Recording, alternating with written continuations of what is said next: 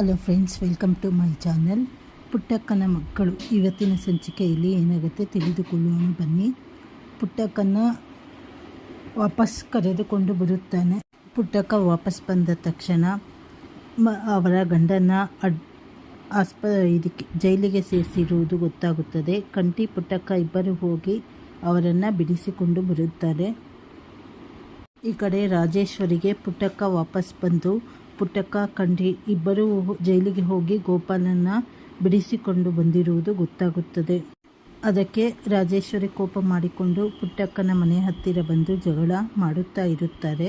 ಮನೆಯಲ್ಲಿ ಇರುವವರೆಲ್ಲ ನೋಡುತ್ತಾ ಇರುತ್ತಾರೆ. ಅದೇ ಸಮಯಕ್ಕೆ ಸ್ನೇಹನೂ ಬರುತ್ತಾಳೆ.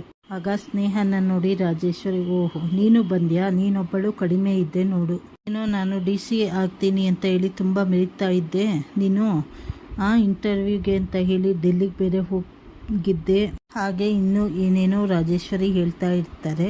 ಆಗ ಕಂಠಿ ಬಂದು, ರಾಜವ್ವ, ಇನ್ಮೇಲೆ ಇವರ ಜೊತೆ ಮಾತನಾಡಬೇಕಾದರೆ ನಾನು ಯಾರ ಹತ್ರ ಮಾತನಾಡುತ್ತಾ ಇದ್ದೀನಿ ಅಂತ ಹೇಳಿ ಸ್ವಲ್ಪ ಗೆಪ್ತಿ ಹಿಡಿಕೊಂಡು ಮಾತನಾಡು. ಇವಳು ಬರೀ ಪುಟ್ಟಕ್ಕನ ಮಗಳು ಅಲ್ಲ, ಈ ಊರಿಗೆ DC ಅಂತ ಹೇಳುತ್ತಾರೆ. ಕಂಠಿ ಮಾತು ಕೇಳಿ ರಾಜೇಶ್ವರಿ ಗಾಬರಿ ಆದರೆ ಪುಟ್ಟಕ್ಕ, ಅವರ ಮಕ್ಕಳು, ಮನೆಯವರೆಲ್ಲ ತುಂಬ ಖುಷಿಯಾಗುತ್ತಾರೆ.